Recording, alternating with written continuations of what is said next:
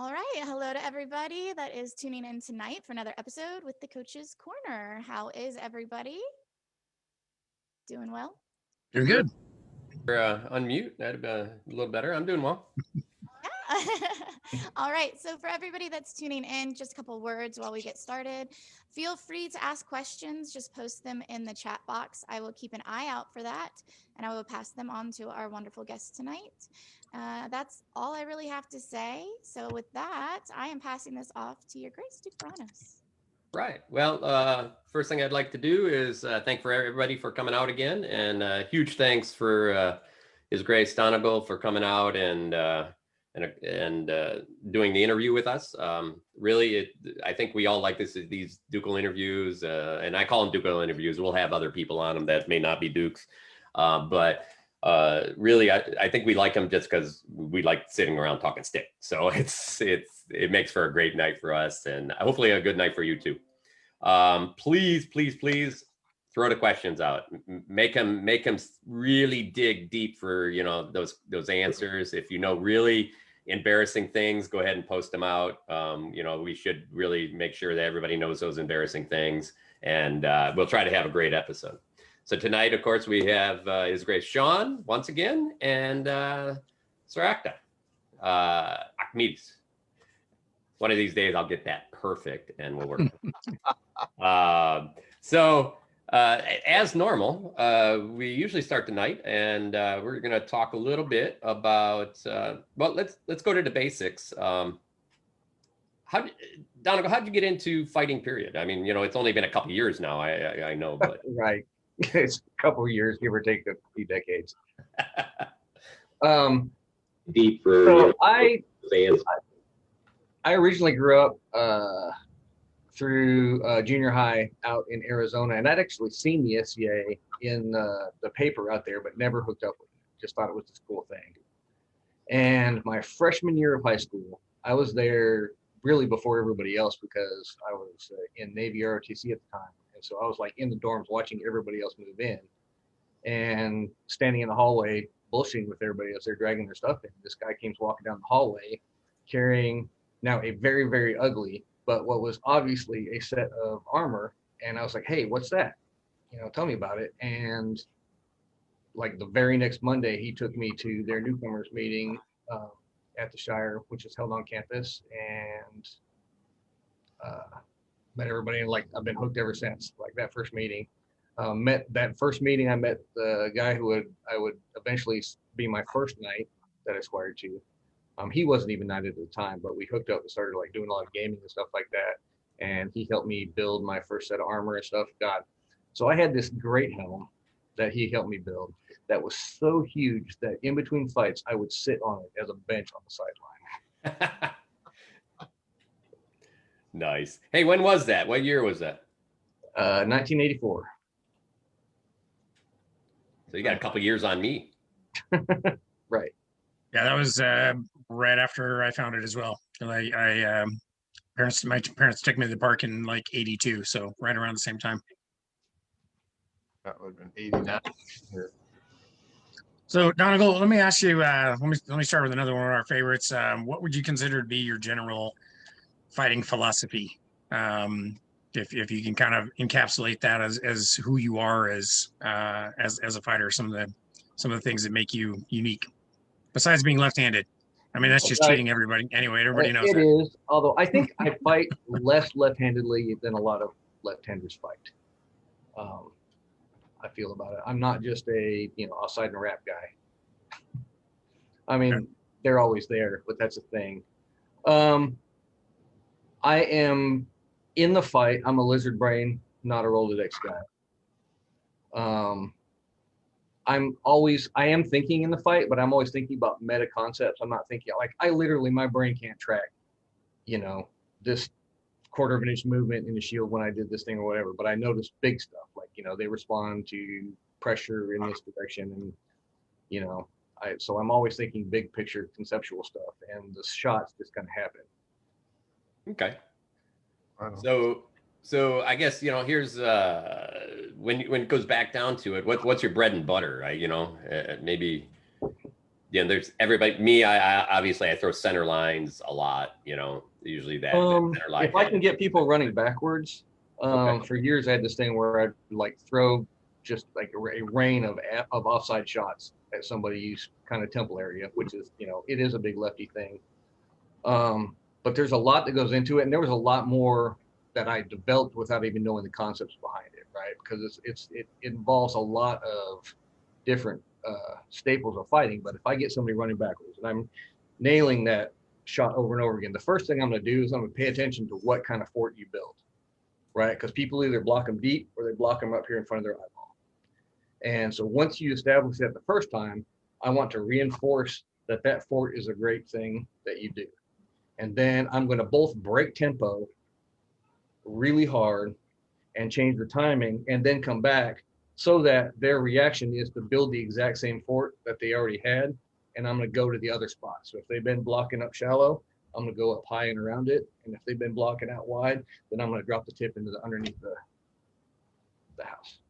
Yeah, that's one of those things we've talked about a lot. Is it's a lot easier to get somebody to do what they want to do than to get them to do what you want them to do. So if you can, pretty quickly find out what they want to do and then let them, and then punish them for their tendencies. So I've done a lot more fighting in the last decade of my fighting than I certainly ever did at the beginning. I say not really jokingly that I won my first 2 crowns before I ever knew how to fight.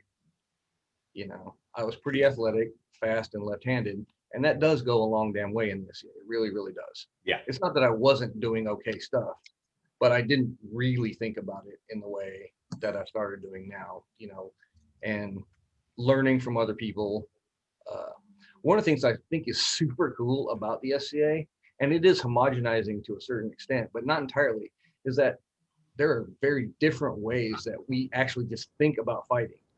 And it's fascinating to hear other people teach things because, like, even if your brain can't process it the same way you can still learn things about fighting and about fighting them just from watching them teach. Have you always been a center grip guy? No, actually,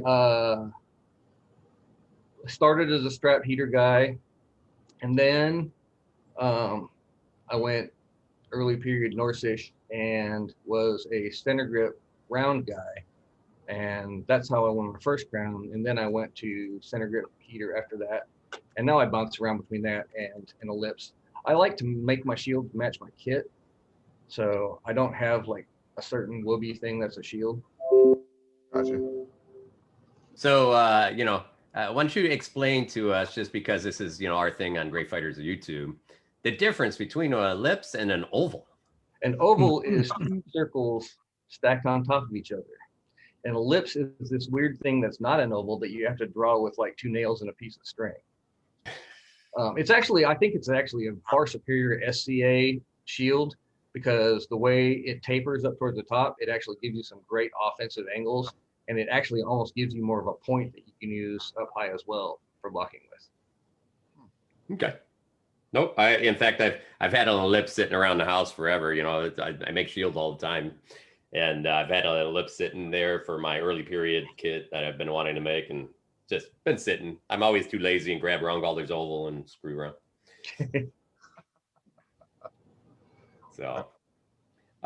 So here's I guess we already know you reigned. So reigned how many times in Calontir? 4.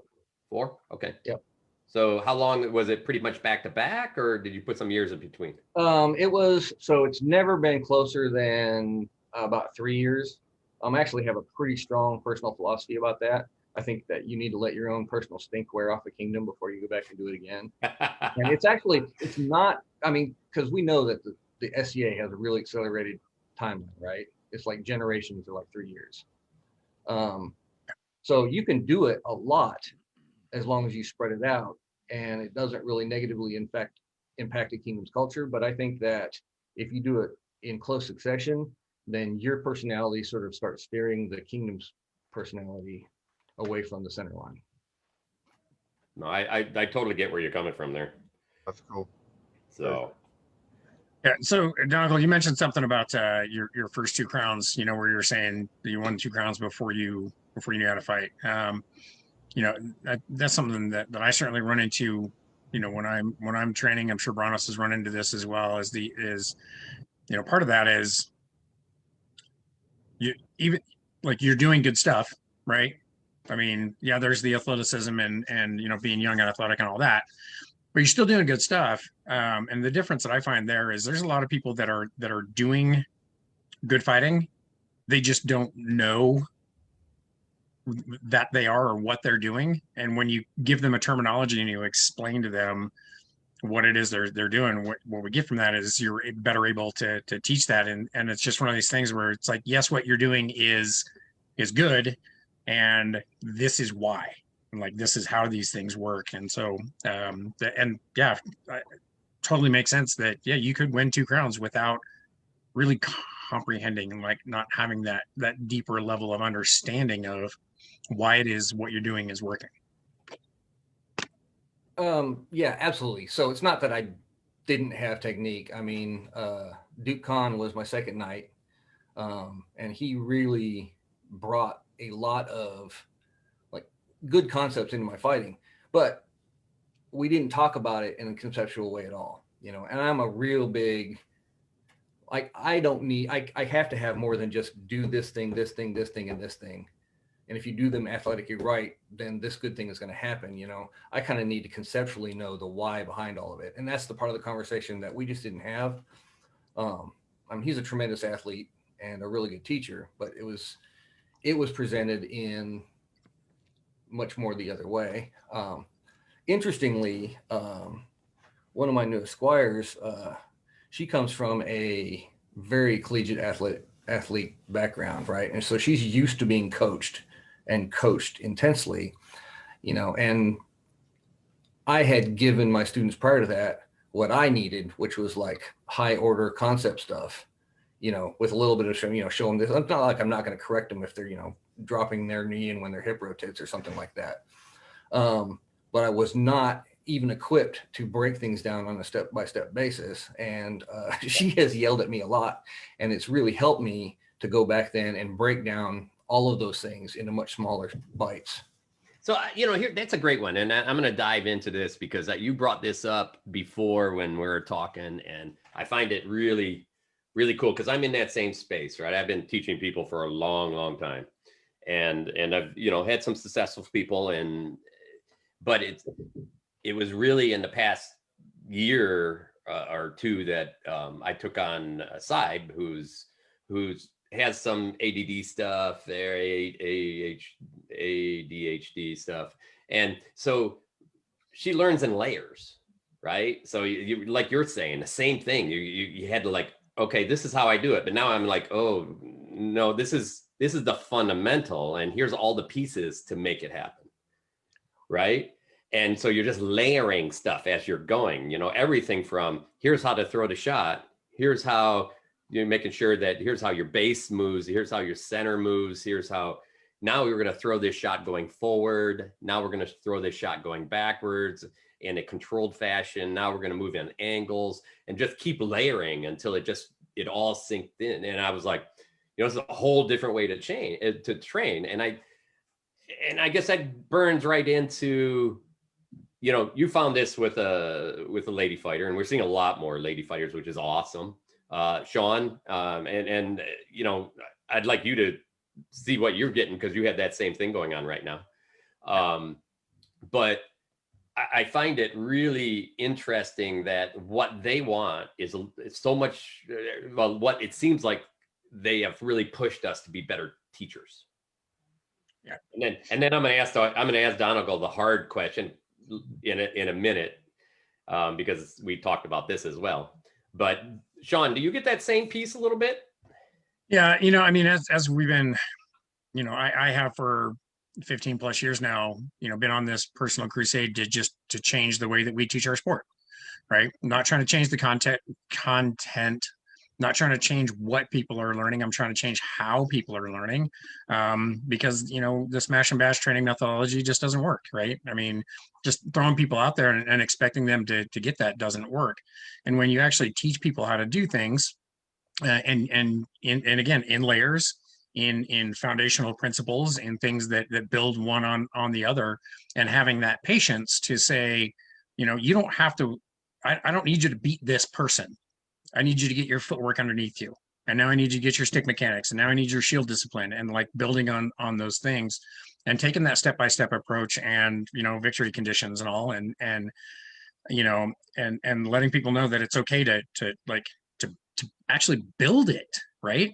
And not have to expect them to just kind of take all these pieces and make them all work at the same time. And understanding that, you know, working on footwork is going to be a 3 to 6 month endeavor, right? And that's okay. And I think that training methodology, while it is better for our sport at large, I think it disproportionately benefits female fighters, and other smaller fighters, because you're actually teaching them how to do something. I mean, because, you know, I mean, female fighters typically do not come with the natural athleticism that, you know, that is prevalent in a male-dominated sport. And so being able to teach them how to do a thing is much more efficient. And I think that general philosophy has really helped our female fighting community a lot. And when we have more women fighting, representation matters, right? When we have more women fighting, more women are going to see more women fighting, and they are going to do more of that. Well, and I guess and I'm going to throw this back at Donngal in a minute, but, you know, on that point, you know, I think it's going to carry over to being better teachers to men as well. Yeah, absolutely.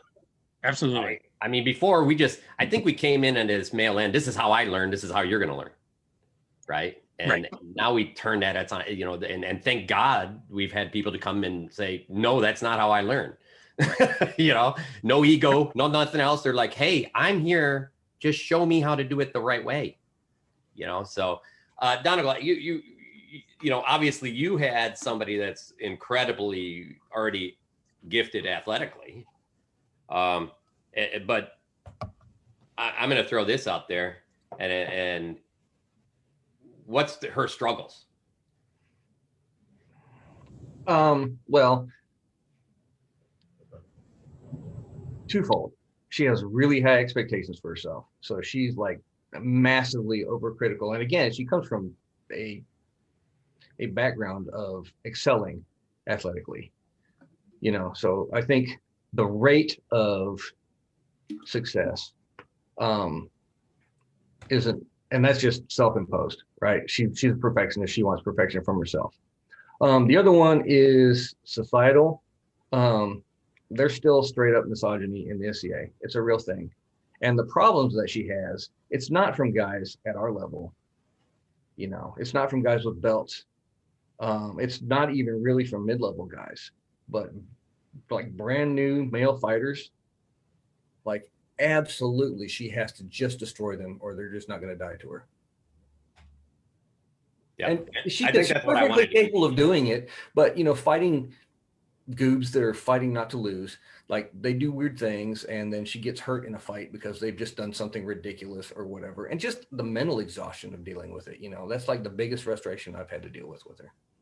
You know, and why we're all speaking the truth, I'm going to throw another one out there for those that want to, that still have a problem with women competing. And that is, you know, you really examine who's winning a fight, because I have seen it way too many times where, you know, I can't lose to this person. And that's a bunch of crap. Get over that. Right. You need to get over yourself. And then the second piece is I've seen is even when you do get destroyed, you are so in your head, it is so hard to believe that you still have to give them some type of, you know, education to show your dominance. And you know what? Next time, just ask them what you should be doing and ask them why they hit you so much, because they have as much to give as you do. And when they're winning, they probably have more to give you back. Yep. And to be a good student, to be a good fighter, and to become a better fighter, you have to be truthful, even to yourself.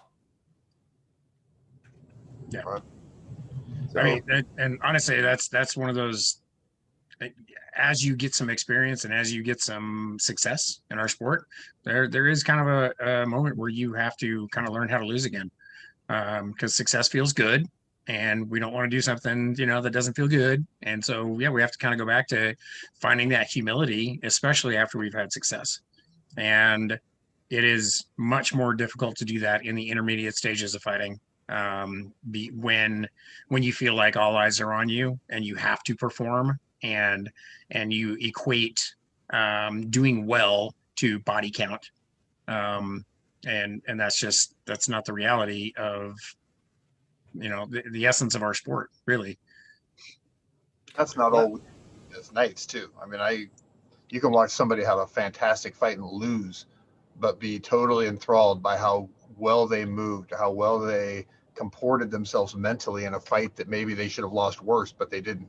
And they had a good time, and their opponent had a good fight, and there was a lot of passion. I mean, those are good fights. That's worth more than the victories and the body count, like you said. So we had a question. Go ahead. We have a question. I will be entering my first crown in about 3 weeks. What process do each of you go through to get ready for important tournaments like that? What do you got, Donngal? What do you do? What do you do to get ready for these? I've never been a train for crown guy. I think that you should try to be good enough. If you want to be a crown winner, you should try to be good enough to win crown. That's kind of the thing. Yeah.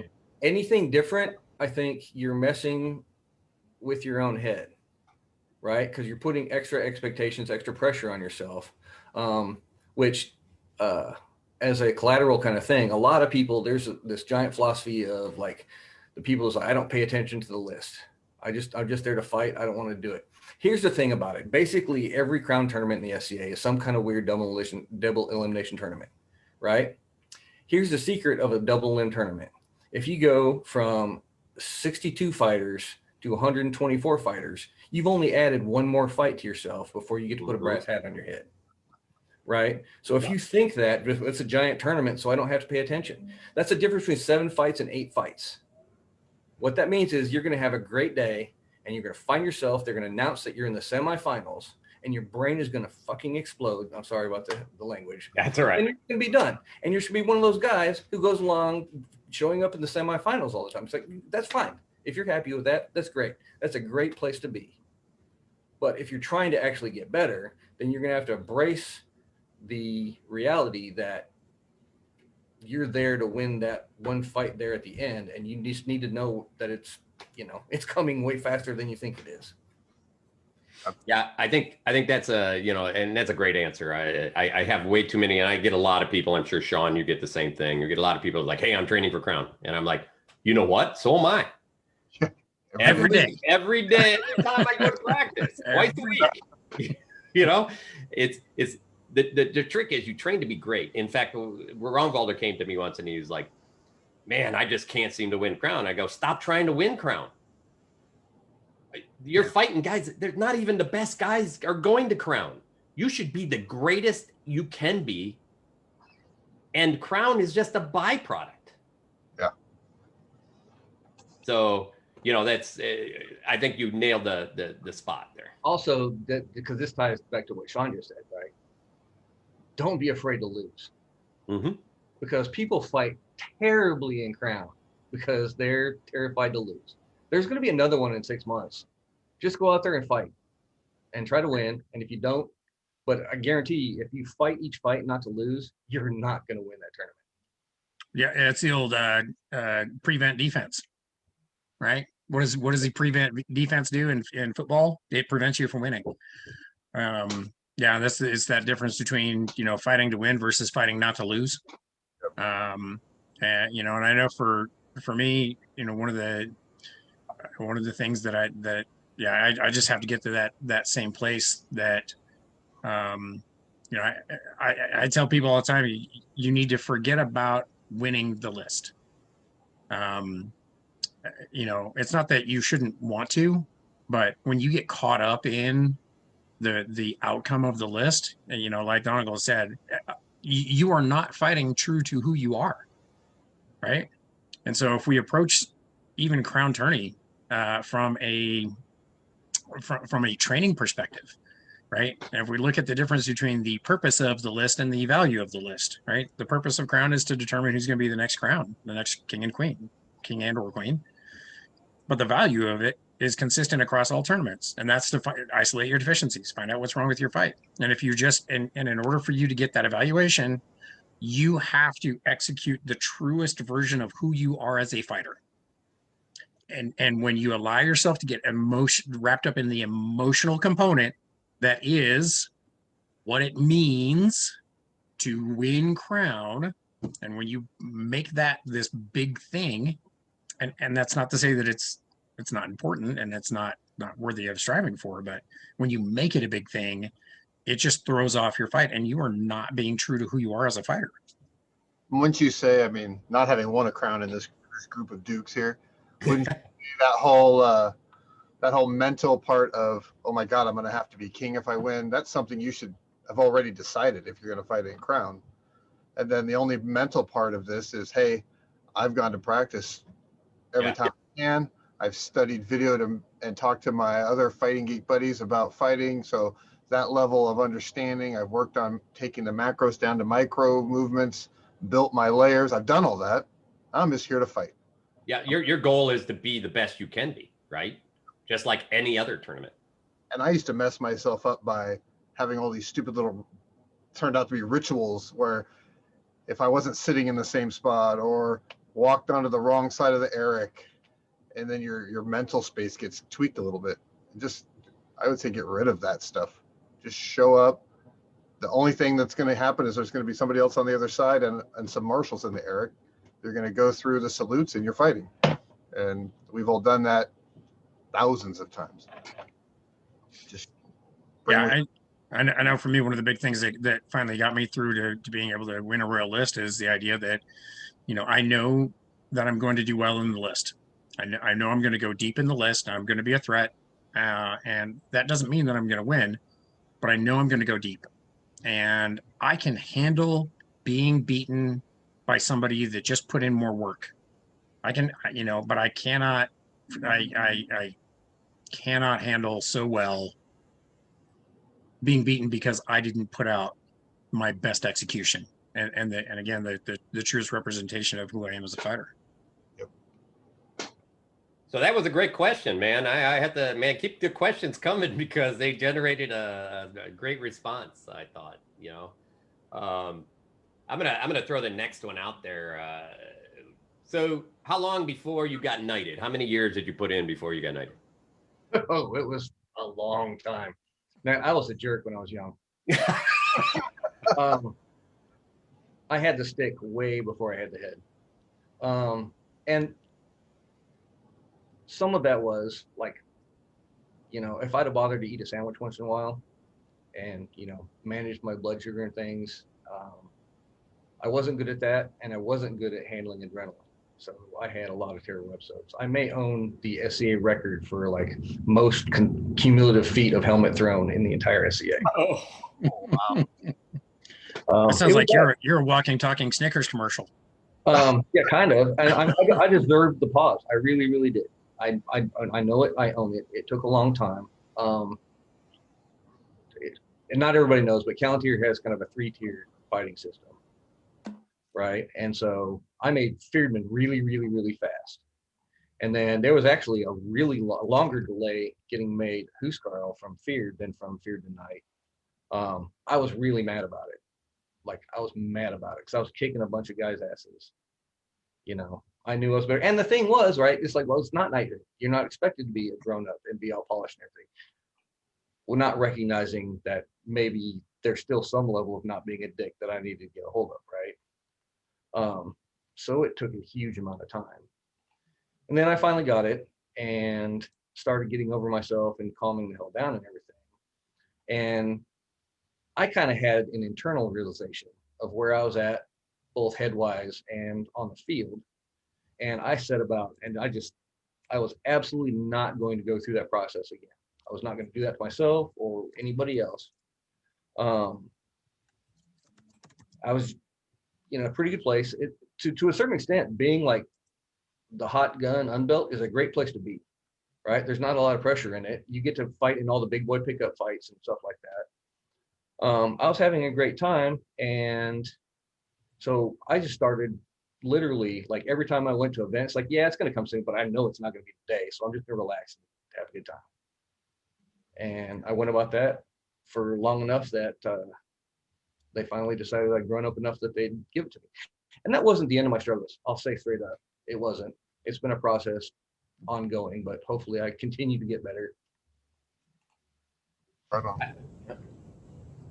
Totally. I think that's I think that's a thing. And actually we had somebody in the comments, Misty said that, it's nice to hear some people talk about that and own it, because I think too many of us want to kind of hide it under the carpet because it doesn't make us perfect. Right.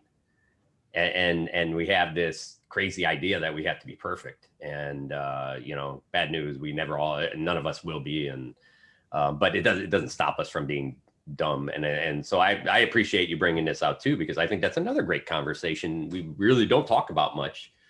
We don't hear much about it. And I think bringing it up lets other people understand that they can still, hey, we make mistakes. You can own it.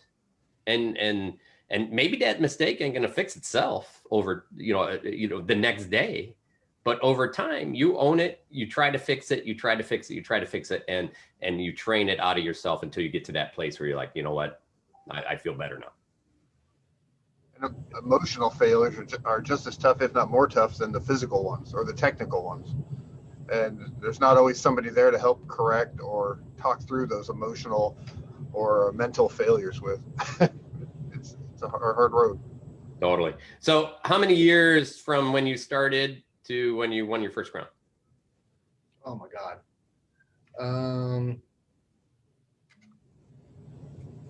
12 with a 2.5 year break in the SA completely, because I moved up to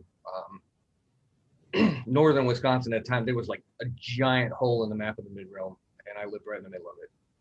Gotcha. Well, you know what? You're going to make a lot of people happy, by the way, because you say 12, they're like, yes, I didn't, I can still do it. There was a 12-year gap between 2 and 3 too. Yeah. So, I mean, yeah, I had like a 10-year between mine. So it was like, I think a lot of people, we hear a lot of people, it's like, oh yeah, I got knighted in a couple, in 5 years or 4 years or whatever. And then I won crown the next year. That's what I did. So, it's like, and I think a lot of that comes out of a lot of, you have a lot of natural ability already, and it just makes it works for you. But it doesn't necessarily, I think, like you say, it doesn't make you a good knight or a good fighter yet, right? Because you just don't understand it yet. You haven't reached that depth yet. So. I really like that you said 12 years, because people, same thing, people hear 5 years, 5 years, 5 years, I got knighted. Well, 5 years in our kingdom is fast. If you win in 5 years, I expect you to be a duke. Or not win, but if you get knighted in 5 years, I pretty much expect you to win crown pretty quick, because your level of ability to fight is probably pretty high. And the average in our kingdom is about 10 years plus to get knighted. So along those lines, Donngal, I mean, do you think, have you always had that philosophy that about entering the list where it's just another day? Do you think that played into how you were able to win crown without knowing what you're doing, as you put it? Do you think that played into it, just not putting that pressure on yourself? I mean, I was pretty good. I didn't understand what the hell I was doing. Like you said, I had a great teacher and taught me a lot of stuff. But as far as the getting my head right about winning tournaments, all of that all happened at about the same time. So I got knighted, and then that year was my winning all the tournaments year. leading up to the crown that I won. I'd fought in a couple of crowns before that. The first one I just got utterly destroyed because the first time that I'd had people that I had fought for years gave me what was actually their A game. And I was utterly, because I was expecting the same fight we always had. And they just came out and whooped my butt. Absolutely. You know, and I left shaking my head. It's like, what the hell's going on? Why are they so mean to me? And, you know, it's just like, no, it's That's crown love. tournament. My little babies all grows up. Right? Somebody was there to win a crown, and it wasn't me. Well, you talk about. Oh, go ahead. Go ahead. And so I had kind of a specific moment when that attitude about a tournament kind of clicked for me, and it didn't click at the beginning of the tournament, but it clicked towards the end when I was dealing with a problem fight that had been going on for a while, and I had all kinds of like justifiable reasons that I could have gotten all mad and thrown a fit. And I'm not sure what the difference was, but thank goodness something clicked, and I just relaxed and said, well, I'm just going to keep like I'm already hitting him, so I'm just going to keep doing what I'm doing, and what happens happens. And that made a big difference, and that really stuck with me. I think that moment really kind of turned a corner for me. So it's got that kind of the light bulb moment for you. Yeah. So it's funny. It's funny because that's actually one of our questions. Go ahead, Sean. No, I was gonna say this is probably just leads right into that question. That's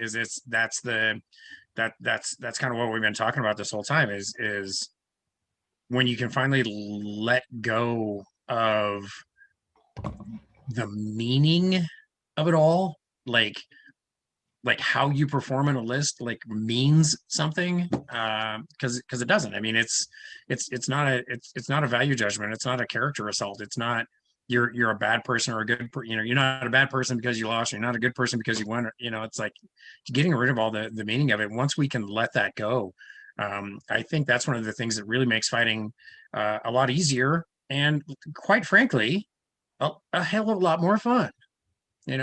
Because I mean, as Octa said, I mean, we've all been in fights that were just a lot of fun, and we lost. These are fights that we fought high end, top shelf fighting, and we lost, and it was delightful, and it really just has nothing to do with the outcome. And when you can let go of that outcome, it just makes fighting a lot easier. And it makes it a lot more fun. And I don't know if that was kind of the point of the question that we were getting to there, Brannos.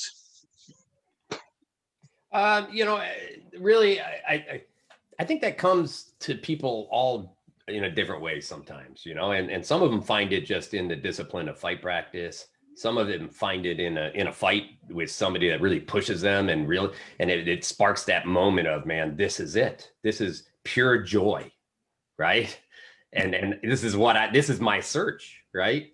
And so to me, it's always so interesting to hear what those moments were for people. So I really like your moment, by the way. That I think everybody runs into those fights, and it's easy to lose that composure, and to find composure like you did, that light bulb moment of finding composure and then carrying it with you the rest of the time. The rest of your fighting career is just amazing. So, so I'm going to jump to what do you do at your practices? We'll start with you. What do you do at your practices to be a better fighter? Essentially the next time. How has that evolved? A lot of that is really mental. Like, I don't do drills at fighter practice, but I will work specific things into a fight, even if we're just like doing the grinder line thing, right? I'll still try to work on, it's like, okay, I'm just going to work on like triangling out, or I'm like specifically going to work on trying to throw a specific shot or that kind of thing. This is an evolving thing for me because, again, going back to like really thinking about breaking down from the meta concept of things, which is where I spent a huge amount of brain power. and really trying to get down to, it's like, okay, I actually want to like really think about what it takes to exactly put my sword in this exact spot, or to make him sit here while I go here, right? So thinking about breaking it down, and now trying to train myself to do very, very specific micro things instead of macro. It's been, and I, of course, like I was really just starting to work on that when everything fell apart.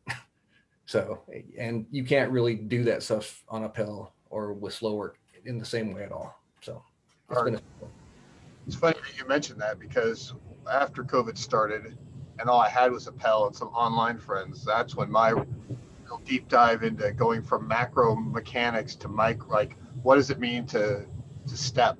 What's involved in that? And starting at the bottom and working all the way up through stick mechanics and changing the way I look at technique. So I think that's really important. I think that's awesome that you're going through that. I would love to pick your brain sometime on all the different macro and micro possibilities, especially as a left-handed fighter.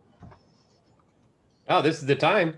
You got a question? No, I mean, like, what kind of stick mechanics are you working on? I mean, you're talking about how to place a blow. So, are you talking more about moving yourself to a position? Are you talking more in lines? It's some of that, but a lot of it's like, so like there's like targets are certain shaped, right? And Absolutely. so combining certain things, right? One of the things that you have to learn, and I was late coming to this realization too, right? But it's really, the fight doesn't care what your eyeballs can see. The fight cares what your sword can see, what your hand can see. Yeah. Right. And things like changing body position, changing hip placement, all of those things change that. But if you start thinking about it, it's like, why are you moving in this way? Because you're changing what your sword can see. Right. So if you start moving offline, if you like, you do all the booga booga stuff up here, but here, like if you do this, right, and you get into that close B range, right, you're putting a lot of pressure doing it, but you've also completely eliminated any sort of lower shots for yourself. Right. But like a little tiny movement out opens up lines to things. Right. Yeah. So that's it's a mechanic, but again, I think because I think about them in weird macro ways, right? It's like, so to me, the brain thing for that is like, what can your sword see in this position? Yep. And how do you create different vision points for that? You know, I'll hide my sword and then move it because they're guarding in the high A-frame or something like that. And I'll just shift it out to here because from here, I can throw a straight flat snap into your thigh that I'll have the jump on you to get to. So you're probably not going to get down to it. That kind of thing. That's great. That's great. I'm always thinking about seeing out of that sweet spot of my sword, that kind of last 3 inches. That's, if my knuckles can see it, my tip can see it. You know, and I think though, so one of the things I think is cool though, so that's super macro, but that is like the kind of conceptual stuff that even really new people can learn from. So one of the things we've done a little bit is like, just like at fighter practice, when you have a group, like just randomly call a hold, like, look, just go stand behind that guy. Yeah. Right. It's not just, okay, now it's not because you're looking at what he can see. Now go stand behind his fist that has a sword in it and see what shots you can see for there. Right. Because that translates in your brain. So that's why moving this stuff around matters. Right. You're not just randomly waving your hands around. You're changing the fight by changing what you can see with this, and defensively what he can see because you're doing this stuff. And it doesn't have to be a sword movement, right? It can be a 6-inch slide step that Absolutely. you recover as your sword comes back, so nobody ever sees the foot move. But now your aspect and your lines are different. So it's the great part here is that somebody posted that as someone new, they benefited greatly from the micro and macro stuff that you've done. So it's good to see in the comments. You know, I guess on that point, I'm just going to make a comment, and that is, it's always, I hope everybody sees this. It's so interesting to do these interviews and see how everybody's still like, there's so much passion in learning and searching for more. It's like you're still new. You know, you get to wear Ducal leaves around, but man, I feel like I'm brand new. I'm still learning. Well, yeah, and that's the thing is, you know, you start with the macro, And then, you start asking those questions. You start asking, why, and that gets you into the micro. And when I've often referred to Octamasades as somebody who understands stick mechanics at a molecular level. I mean, the individual molecule of the flat snap, right? Every little portion of it, and that depth of understanding, there is no end to it, and it is fascinating. And yeah, I think it has to start at that macro level where it's basically, it's those the Bloom's taxonomy that we talked about in one of our previous episodes, the different levels of understanding. And what Brannos is talking about is like, we can continue to be excited about it because like we're new to it again. And it's like we take that understanding of what we have and we're like, but why? And you start digging deeper into it, and there's no end to that. And it is fascinating, and it is thrilling. Yeah. And then, being able to share that with everybody else on top of that, whew, I'm in. And then you get to an end with the Y for a little while, and then somebody says, well, when do you throw that? And then we start talking about what we were talking about earlier with before you step, on the step, between the step, on the recovery. There's infinite possibilities. Right. Yeah, I hear a lot, and it's from like early mid-level fighters. You hear this question more than any other. It's like, how do you throw that shot? Right? And that's always the wrong question. Because the why did you throw that shot is actually way, way more important. Yep. Yeah, I agree 100%. And, and what's great there is I think comes with the idea of being a good student. Understand the question you're really asking, and make them intelligent, because that is the more important question in that. But on that route, we asked you what you've been practicing. So, what have you been focusing on? Let's start. Brand new fighter comes in. What do you do? So I'm pretty good with new fighters, I think, right? Because it's I'm no longer given the old school, just serve the soup class. I mean, there's something to that, because you're basically right. The main point of that lesson is attaching their hips to the sword, right? And there are some key points of that lesson that I think are super, super important.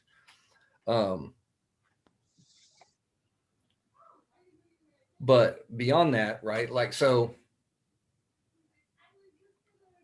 aside from like A range and walking, right? I have decoupled myself from the notion that your offside is powered by your offside hip. I front hip everything anymore.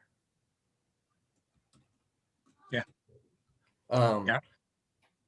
I mean, when I teach stick mechanics, I tell people there's no such thing as left-handed stick mechanics. Nope. Your body works exactly the same way on the left side as it does on the right side. Right. And it's like, so you can power both an onside and offside with your front hip. Yeah. Right. Because one's a jab and one's a cross. Right. You can only power an offside with your off hip. You can't power an onside with your off hip. And you can only do that effectively when you're close enough to them that arc comes through them, because otherwise it's going to be draw cuts and weird shit way out far. So I have really stopped focusing on that whole like onside, offside hip movement thing. That's where I was going with that, right? It's like, just think about push, because I'd rather just teach them to use that front hip, and we can worry about the more specific occasions where it's okay to use the other hip to power stuff. But I think to make them more effective fighters faster, just like teach them to use that front hip every time they throw a shot. Yeah, Uther out in the West was talking not long ago about how he discovered the reverse hip rotation. Yeah, I do. He was doing some of the 1 through 6 drill, and as he was going through that, he's like, something happens in your hip, and you're like, wait a minute, that was different. It was like, what does that feel like? And yeah, you absolutely can, generate power with a reverse hip rotation, but that's hard. Yeah, I mean that's not entry level stuff. No. You can do that, but we really should not be teaching people that that's how you do that. I mean, how many times did he won crown already before he figured that out? But we people didn't used to know how to throw offside shots. They didn't used to know how to throw wraps. You know, I think that just because it's new, I'm not sure that I agree that it's actually that much more complex. I think if you start with somebody and just get them engaging that hip, then I don't think it's going to be hard for them. You know, right. So I've got a 12-year-old Paige. Awesome little dude, great fighter. And he's throwing stuff that I didn't know how to throw when I got knighted. Because he learned it and it's there. It wasn't like he didn't have to advance through all of the crap that I learned to get to that point. He just learned it right and owns it. You know, I agree. I mean, I think that's the greatest part. And we see that, we see that all over the society and everything from dance to rapier to fighting. You know, it's like me and Rongvalder we went from very stagnant, really tight control stuff with really flowing motion to this huge dynamic, constant movement type of stuff we do now. And we had to think about it all the time. I mean, it's like, because we did the other thing for so long, and then new people come in and they're like, look, I can do that. And we're like, God damn, I hate you. Right. because I still have to think about it. Oh yeah. When I started fighting, right, it was a fencer stance, straight up Oldcastle was the way I started fighting. You know, sword down the back, and you know, you'd like do the weird fencer stance forward, and I mean, there was no such thing as lateral motion. It hadn't been invented yet. On that's why I'm always telling people that, you know, the fighting that we're doing now should be better than the fighting we did, you know, in the backyard 50 years ago, right? And to a lesser degree, it should be better than it was, you know, even 20 years ago. And so when we talk about, you know, how good does somebody have to be to get knighted these days, and you talk about the bar raising and all that, I don't expect that somebody getting knighted today should be as good as I am now, but they should damn sure be better than I was 30 years ago when I got knighted. Absolutely. Because this sport has improved exactly what you're talking about there. It's like, you know, there's so much that we had to figure out, that we had to invent. I mean, the offside leg, like especially throwing it in a Molinet, like in the early 80s, that was revolutionary. Like that was brand new stuff. And now that's, you know, that's one of the, you know, that's one of 7 shots that I teach. Yeah, and I do the push hip with the offside leg instead of the pull. And you know, it's that type of deal. I drive deeper than pulling, which, like you were talking earlier, Donngal, it pulls, when you pull that hip back, you're taking your power away from you. Right. And then you lose distance and all that kind of stuff. We have a couple questions though, so I want to make sure. And the first question, I'm not sure if I'm going to get this right because of just the way it's worded. What about the mental component? I mean, I'm assuming this is, you know, so we're talking a lot of physical component to the fight and a little bit of mental about, you know, where that sword, you know, what the sword sees. But, you know, where do you, let's say you enter a list, right? Are you immediately figuring stuff out? Are you going in there and probing to figure stuff out? Or is this like blank slate and you're going? So way before I knew there was such a thing, right? I developed in my fight, like the style of putting a lot of pressure on people. Like I didn't know pressure was a thing, right? But I was doing it. I call it like intensity. Yeah. Right. And it's the kind of thing where you like, you know, you move in a certain way and like people flinch, they just back up, even if you never take a step towards them. And so like, as soon as the fight starts, I'm going to work to take ownership of the list field from you. That's the thing. Right. And then if like people who fight back with that, right, they never engage in a fight that people are wanting to have the fight of. So if they're going to engage right back with that, then I'm going to move out and around, you know, which again, that's a pull. I didn't know that was such a thing. You know, I've learned language to describe shit that I've learned to do over time. And you're right. It's super helpful. Like having language then helps you refine it. Right. But you can work on, right? Like one of the biggest platitudes we hear in the SCA, right? Make a pattern, break a pattern, right? And everybody thinks of that in a technique-based point. Well, I'm going to throw AAB, and then I'm going to throw AAC. I've made a pattern, break a pattern, hit them. Sure, that's one way to do it. But you can do the same exact thing with slow to fast, fast to slow, right? Mm-hmm. In close to out, out to in close. And you can do the same thing with the intensity with which you approach a fight. And Brannos does this shit to people all the damn time because he'll get all super relaxy and then bonk, hit him in the nose when they're not even paying attention. Right? All of those things you can change up. So whatever you are currently doing, like brain-wise, emotion-wise, right? Because people pick up emotion in a fight from you. You can use to establish a pattern and then break that pattern. Yeah. The emotional expenditure in a fight is something that is grossly underestimated. People do not understand how much emotion that they're throwing into it, and the emotion is exhausting. You got to practice it. If you go to a tournament, your intensity level's off the charts, and people are like, "Whoa, I don't want that," and they're going to change the way they fight you. And you're just, it's like playing poker with somebody who's got their cards up on the table. Ooh, he wants to hit me really bad. But if you're, yeah, I know, right? At times where I scare people up, I'm all like, I can see a shot, I know it's mine, and I get too intense, and they disengage and back up. So I've learned, I call it my gentle bunny defense. Instead of being so intense, I'm like, hey, it's okay. Like he was describing Brannos' relaxation. When I'm relaxed and calm, if my opponent chills and starts to relax, that's great, because what I'm doing is just getting ready to go fast. And so, yeah, intensity. Practice it at a practice. See how you emote onto your opponent. Yeah, and that goes both ways. So how I use that is I'm relaxed, but prior to relaxing, what I'm doing is I put so much intensity on you that you can't keep pace, and you're trying to find the break, and then I give you the break, and then I hit you. You got to throw the off-speed pitch. You got it. That's the big one, right? So, hey, here's another one. And they're coming fast here. So, how do you mesh your pressure or measure? Excuse me.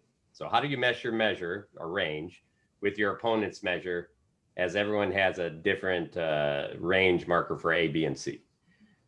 Right. So that's actually I've got a paper, and if you guys want it, I can give you guys. I love it. Yeah. That's one of the things that's important to note, right?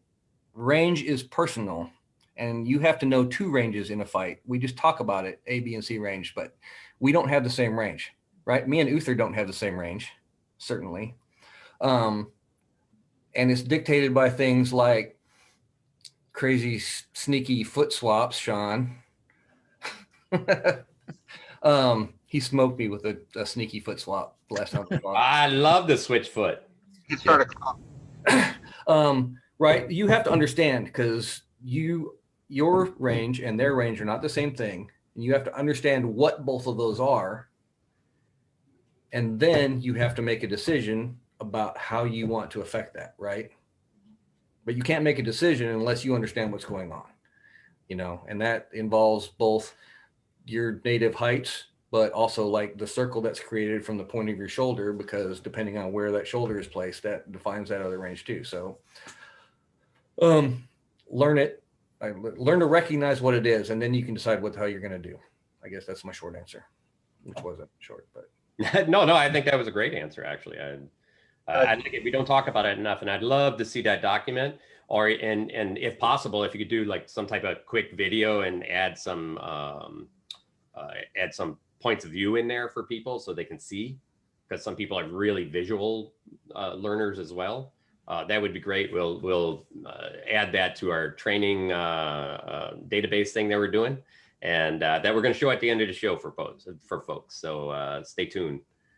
And by the way, you must have a lot of friends, because we've had a great episode tonight. We hit like almost 55 people, which is really good. So you're very popular. So keep it up. Go ahead, Octa. Right on. Got one more question, but I wanted to make a comment too. And another thing really that ties into all of these things is we're talking about range, understanding your range and your opponent's range, and how to manipulate or how to make deliberate decisions. It all comes back down to the only person you can absolutely 100% control in a fight is yourself. The better you are at that, I think, the better you are at able to start picking up tells from your opponent, what they want to do, what you can talk them into doing. But inevitably, it comes back to controlling yourself and practice that in all aspects of the practice, like we were talking about. Question. I feel my current greased ladder rung is that I'm finding it difficult to tell where the gap will open and throwing as it is opening instead of throwing to the gap once it is already there. Is this helm time thing, or are there strategies we can use?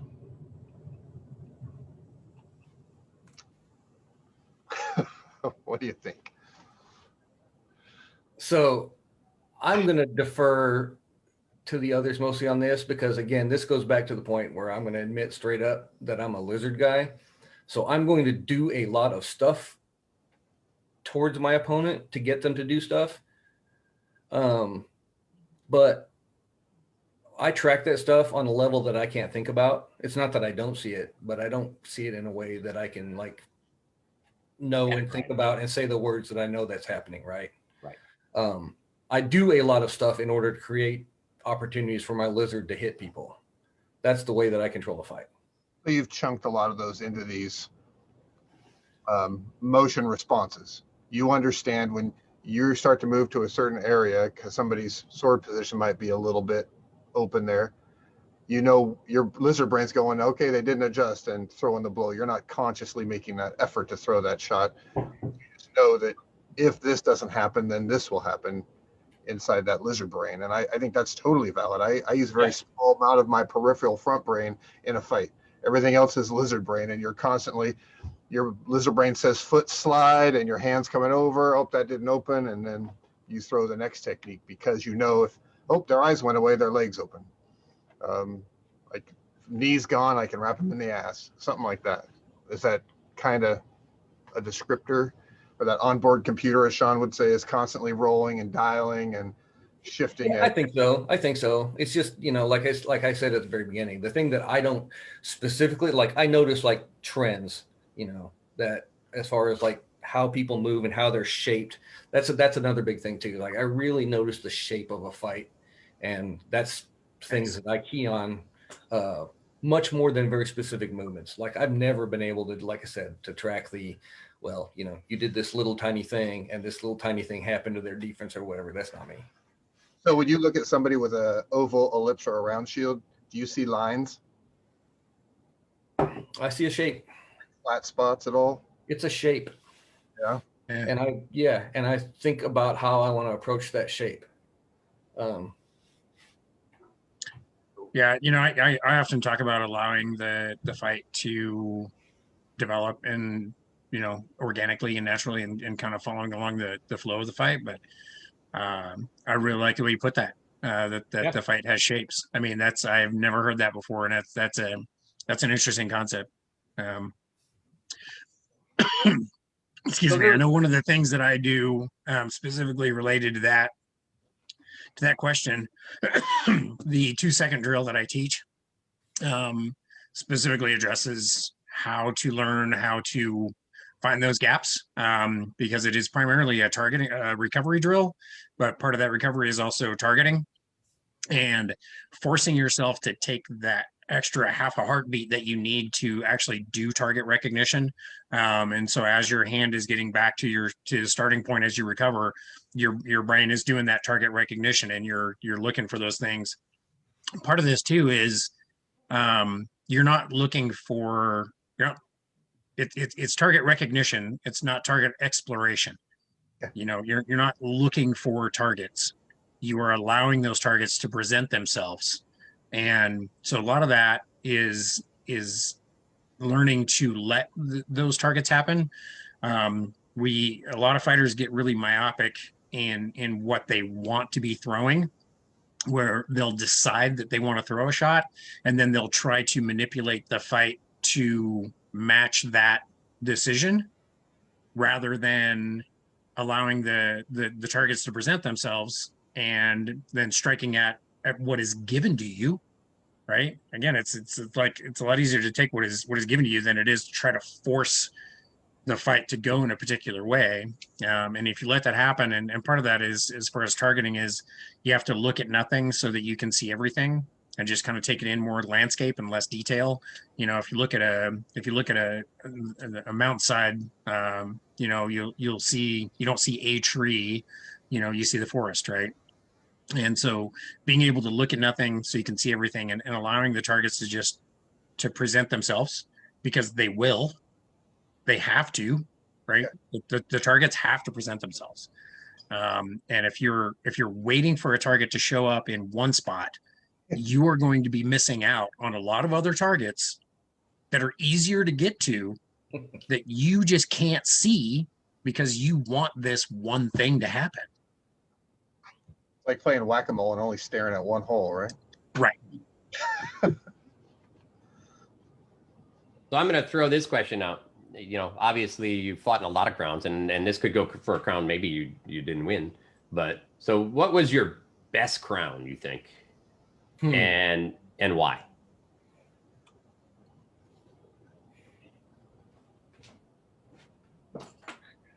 I think all right, there's a lot of ways to answer this. I'm going to pick one. So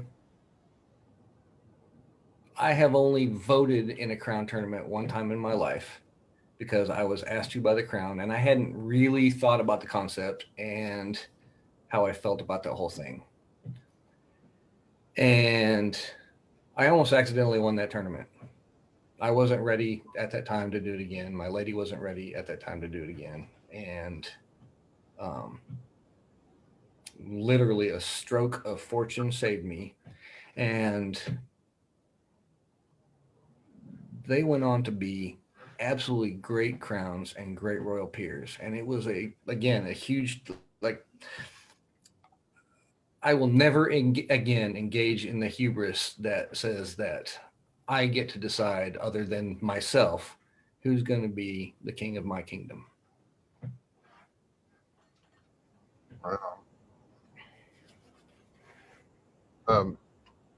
Interesting.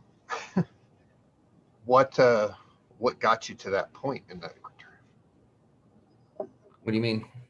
Well, you talk about voting in crown. Right. It was a younger dude who everybody wasn't sure of, and they're just like, well, we don't know them. They're not really ready. Somebody needs to take them out, kind of thing. Not even an evil thing. It was just like, well, they're just not ready. Gotcha. That's cool. All right. So lots of great questions. Still looking. Hey, guys, throw more out there. We got a little bit more time left here, but so far, we've had a lot of really kind of, for me, really cool stuff to hear, because it's not stuff I hear all the time. You know, I guess. So let's go here for a second. The one thing that you think is most important to be a good fighter?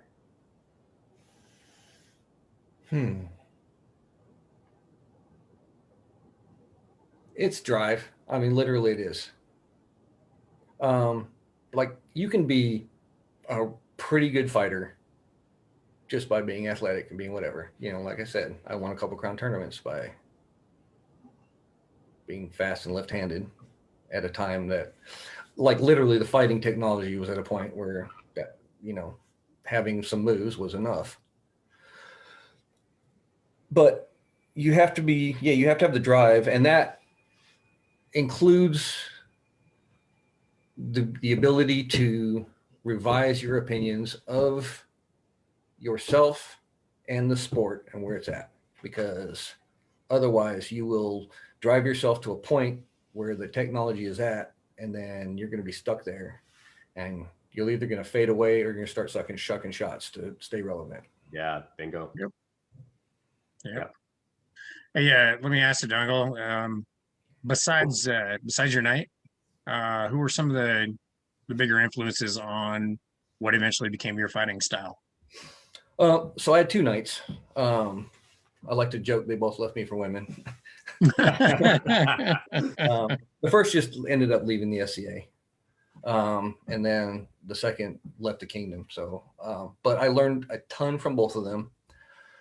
From an athletic standpoint, Con was absolutely huge. He really, really was. But beyond that,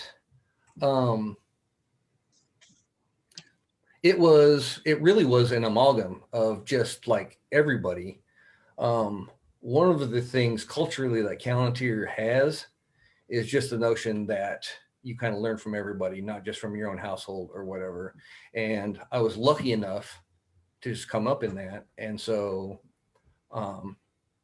just all of the best fighters here, but also, honestly, going out to foreign wars everywhere and on the pickup field and just getting whooped up by great people from everywhere. Yeah.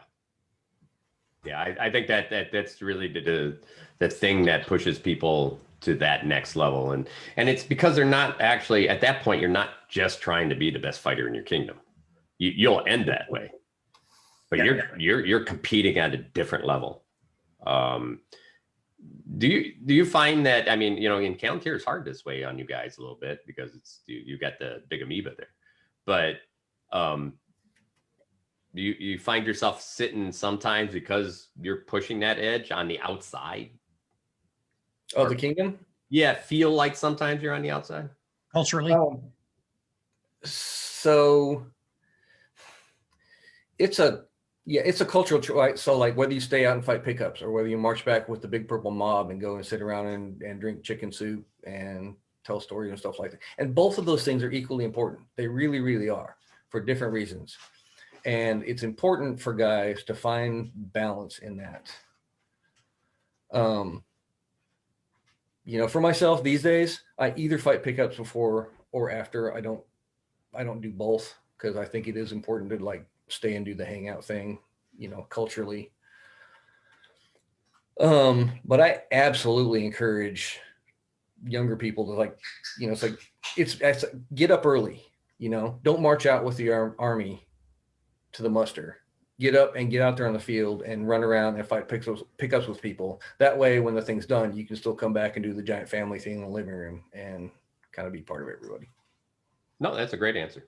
I don't know. There's been some of your guys lately too that'll march back with the big purple mob, and then they'll take their stuff and head back out to do the pickups.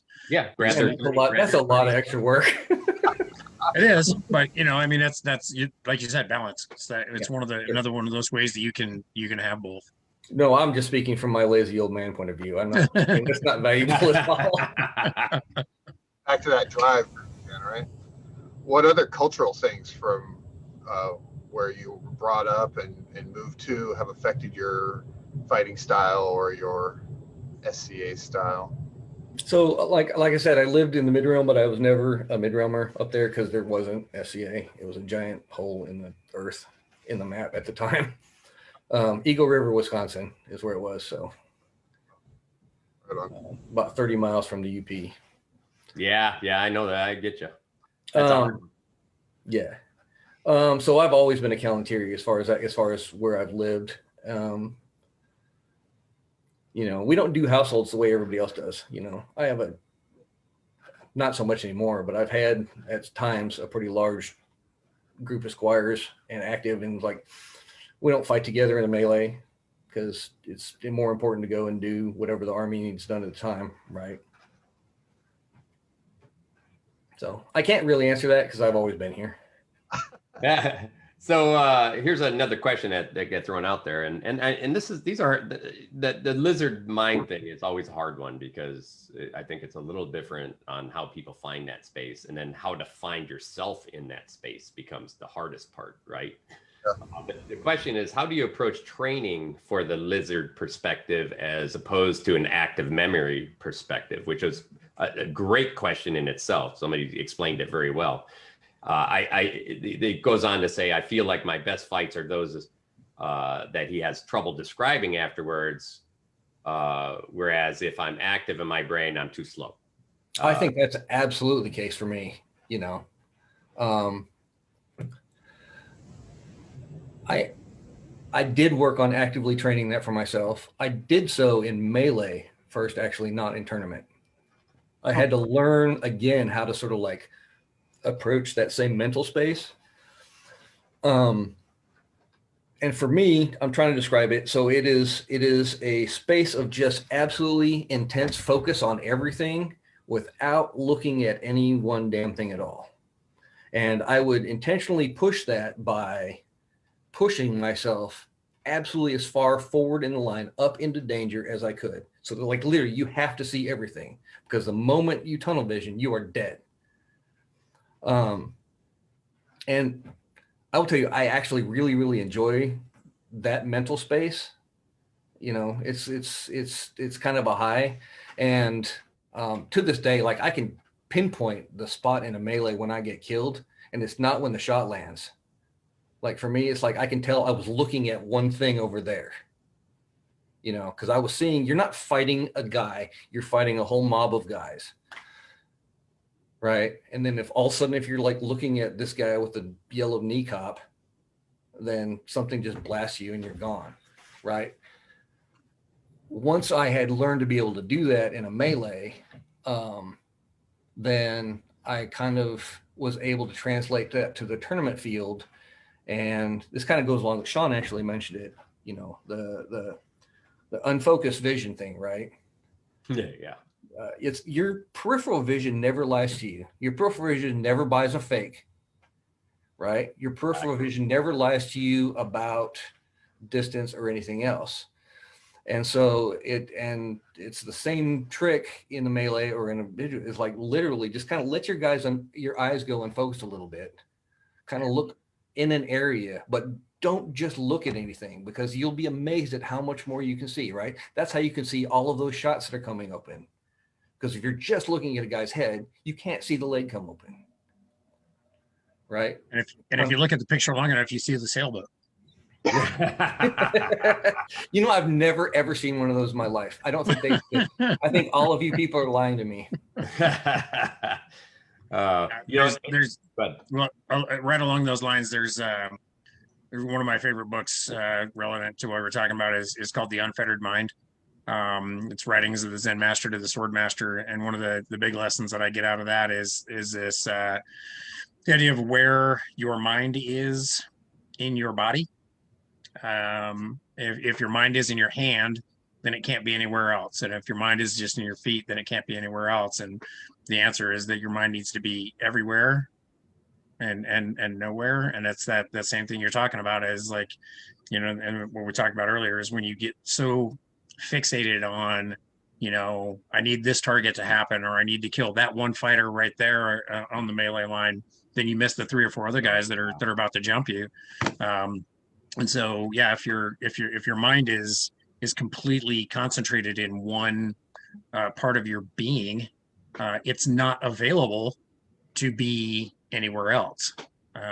So that's a really good one. The Unfettered Mind. Definitely recommend that one.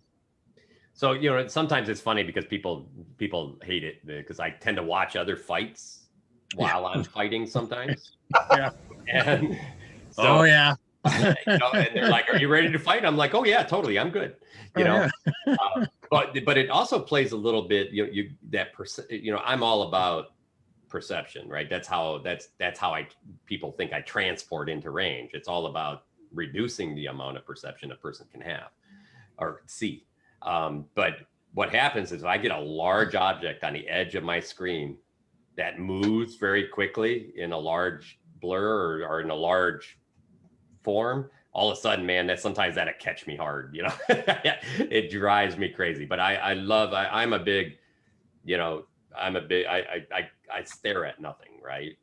Yep. And it doesn't mean like, you know, other people, Rumballer's like, you know, hey, you're going to stare at the thing that's going to hit you. And what he doesn't mean stare at that thing is that's where your initial eye is. And then you look through the rest of it, right? But I think that's super, super important. And I'm glad you brought it up. Somebody had a good question here. He said, I loved being exposed to all the different kingdoms, cultures, or different kingdoms that different kingdoms have. What is something that you have come across that you would like to incorporate into the local group? that's big.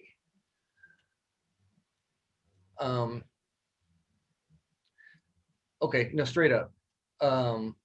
There are places that are way better at running a local fighter practice than we are, right? That start with, we're going to do these drills and we're going to execute all of these things before we start fighting.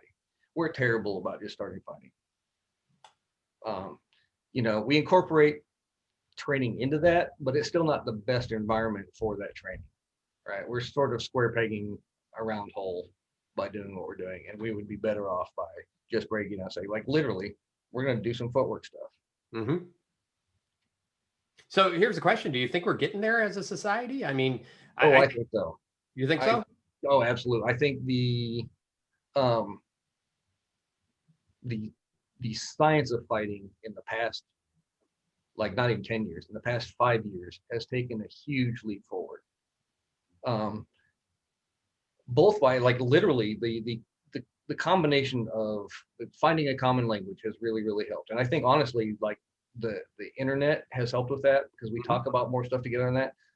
I can remember conversations like earlier on when I was, and like, you'd have to figure out what guys meant when they're talking about a certain shot.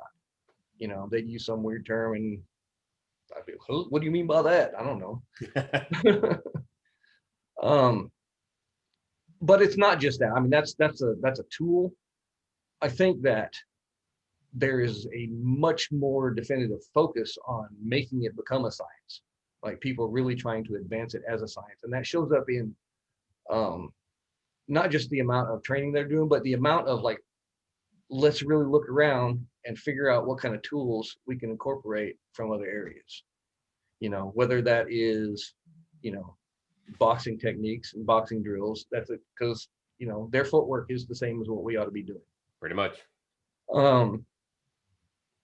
There's a lot to be learned from the steel field. Mm-hmm. Those people wrote giant books about fighting for a reason, right? They studied a lot, and there's a lot of stuff that they do better than the rattan field is currently doing, including just like defensively controlling areas just by the position of their blades. No, you never once see a person on a steel field with their tip back. Yes. Right? I agree 100%. I think in some ways that structure that we're going to bring, hopefully that's coming along, will also add to a little bit more of the experience that our new people get. I think they'll be able to see farther and want more, instead of, hey, I'm learning this, go out and fight, go out and fight, go out and fight, go out and fight. Well, what's new? Go out and fight, and I think I really hope, and I'm glad that you see it too, is that we're traveling in that direction where it's like, no, we're going to show you something all the time. We're going to keep building until we're searching to be our best, right? Right. So the early SCA, I categorize it, right? Like the early SCA, they were literally inventing shots. That was the science of it, right? And then after they invented shots, then we started inventing footwork. Right. I am really curious to see, and I hope I'm around and still like healthy enough to like participate in it. I want to see what the really young people that are getting into our sport are going to invent that we can't even conceive of right now, because it's going to continue to grow. It is.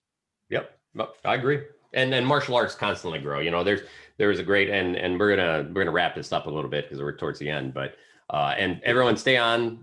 We're going to show you actually Donngal led right into the, hey, boxing is a big part of what we do. And we're going to show off a little bit of. Hey, Brannos, I wanted to jump in there real quick.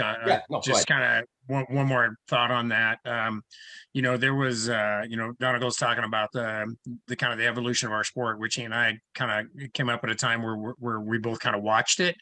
There was a major technological revolution that happened in the mid 80s, early 90s, where the technique that we use changed a lot, and I think a lot of that technique is now pretty firmly rooted, based on what happened there in the mid 80s. Brian Terrion, my night was part of that. I think Khan would have been part of that as well. Trelon, Torgal, Radnor, some of these guys, they were all part of that kind of revolution happening. I was like a byproduct of that. Where they're like Donngal was saying, they were making shit up, and then they're like, here's the thing that we made. And I'm like, right on, let me take this and go. And I think there has not been, I think, a major advancements in the techniques and technologies that we use. But I think the thing that's happened in the last 10 to 15 years is that we are teaching those things better. And we are applying. I think we added, so they were throwing technique out. I think that what came in the 90s was styles, yeah, and systems. Yeah. And that really created something that you could build on.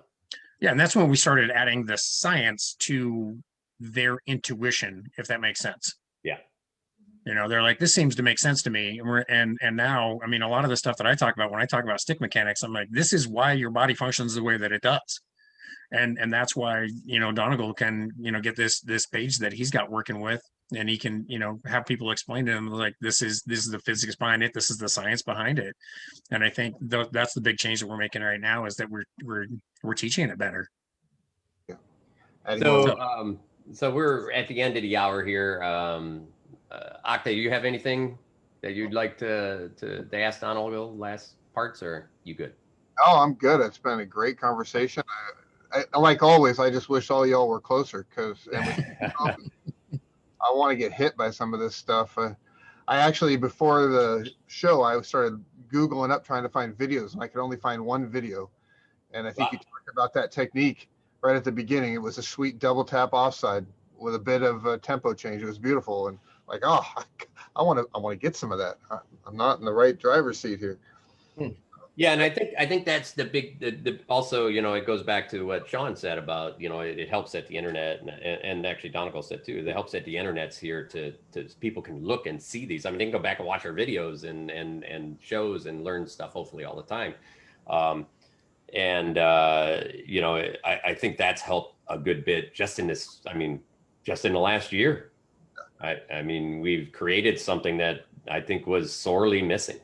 I would say that's been the biggest innovation kind of my generation, has been this whole online content and sharing of stuff like this where we normally may never meet. Yeah. Sean, you got anything? No, I mean, along those lines, when we kind of started the Coach's Corner, when Tristan first talked to me and Brannos about this, Brannos and I have been, doing training at this level for a long time, and we were kind of training in parallel,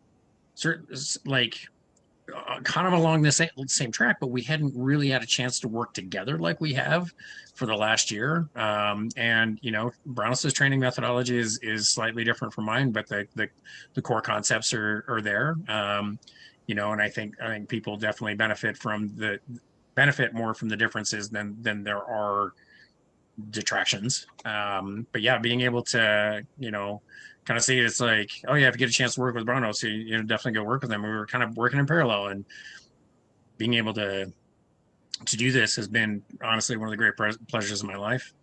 So otherwise, Donngal, thanks for coming on. We really appreciate you being here. It's always such a great time to just sit around and talk stick with you. And that's kind of why we started this whole thing up to begin with, is like, hey, let's get a few guys together and let them just talk stick and give people access to really some of the best trainers in the world, and just, what's it like to be a fly on the wall. So thanks for being part of it. Thanks for having me on. I got to say, you guys doing all this kind of stuff that you do has really kept it alive for me during this tough time. So thanks. Yeah, this has been fun. I tell you, it's the more I talk with you, the better I feel like I know you, and the more I want to go see you and just hang out and have a beer. On the note, we talked about a lot of videos and techniques and learning. I've been putting together something with Cy and a couple other people, and working with other people who have been training around the society, and offered video up, and And we came up with what's going to be the first run on kind of like a little training library for folks. I have a lot of people that come in and is like, hey, can I get video of you? My video is all over the place on lots of different feeds, and it's very hard to find. And so what we've tried to do a little bit here, and there was a conversation about this earlier, is put some of this together in an easier way. And we're going to try to enhance this as we go on.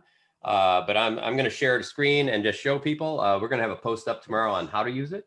But I want to give you a sample of what we're going to do. It'll be real short and sweet. Hopefully people will like it. And I'll show you what I use it for. And then it'll be a resource out there for you guys on our pages. So let's see here. Let's make sure we got it. And can you guys see that? It's blank right now. Oh, there it goes. Yep. All right.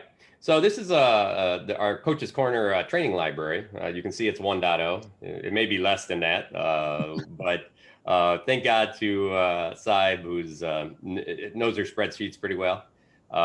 So there's a couple hundred videos in here on everything from pad drills that we do to footwork and just straight out boxing matches, anything that I use to help people. And so we broke these into some categories that you just have some drop down boxes. So if you wanted to look at something like, hey, you know, what do I want to do for fitness? If you click on fitness there, you'll dig this down here, and you're going to have a group of fitness videos with the links to their YouTube pages where you can go and see what these are. In this case, there's different people that have over here in the coaches. You'll have different coaches for those videos. I'm going to put that back to all categories, and we'll get the whole list here again. I'm going to roll over to all coaches, and over here, what you're going to see is you can pick. Really, you know, if I wanted to jump out here and pick, let's see, Rongvalder stuff. So you're going to get all the Rongvalder stuff. So you want to see what he's doing? Here's all the stuff we have that's out on YouTube for him. For me, I want to see all of Lomachenko stuff because everybody hates me talking about him so much. He's in here somewhere. You just had him. Did I? It's alphabetical, if that helps. Yeah, but I keep running past the L for some reason. Where am I missing it? It's under V. Oh, that's right. There we go. Vasily. Thank you. So, you know, here's Vasily Lomachenko stuff, all right here. Fight reviews, all his footwork movements, all of that kind of stuff. So the idea here is that we can come and find everything. I'm going to make Sean feel bad because he has to put more stuff out here. Here's Sean's stuff. Got like 3 of them. All right, I'll get some more stuff out there. I'm challenging you, Sean. All right, I'll get some stuff out. All right. And Donngal, I'd love to get some stuff out here for you. I think a lot of people after tonight, let me stop sharing screen here. I think a lot of people after tonight would really love some of your input. And I'm going to challenge a lot of people out there. I think there's so much good stuff out there. And there's so many good teachers. I would love to fill this database out more so that when somebody comes into society, they're just not searching. I mean, you guys don't want to know what you find when you're like SCA fighting, you know? And so hopefully we'll expand this in the future, and it can help some people learn a little quicker. And even those people that just, including me, right? I have a lot of boxing stuff out here because I go through a lot of it. So other than that, guys, I'd like to thank everybody for the show. I tell you what, the turnout was incredible.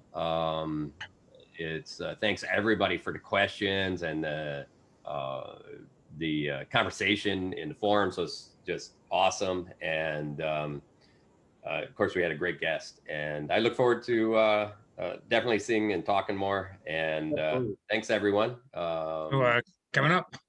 Yeah. Oh, yeah. So, what do we have coming up? So Monday we're doing video analysis with Helga again. So we got me and Helga Thorfinn, possibly another guest analyst. So we got that coming up. A couple of unbelted fighters from the West, and I think we may have one of our local guys. I think Attilius might be on this week. Oh, So we got that, and that's coming up this Monday. Oh, So we will have an event announcement on that coming up pretty soon. And then next Friday on the Coach's Corner, we have an episode that we kind of came up with in some of our conversations, because that's sometimes how these things go. We just sit around and talk about stuff, and we're like, that needs to be an episode. So we're going to be doing next week. We're going to be doing a conversation about why we do and why we don't enter Crown, win Crown, fight in Crown. Got some folks. We often get that question of why have you done it so many times, and why have you not done it more, and that sort of stuff. And joining us for that conversation is going to be my knight, Duke Brian Tarragon, who's definitely has some opinions on why he's been king a lot. So looking forward to talking to my knight about some of this stuff. So that's going to be an interesting conversation. That part of what we're doing here is trying to give people access to the joys and the successes that we've had, and part of that is potentially winning Crown and winning Royal Lists. And there's some things that you need to prepare for, and you need to think about. As you get better, you need to be making choices about the lists that you fight in and whether or not you want to do the job. Cool. So there's right. that. Well, back to Vesper, our favorite person. Always.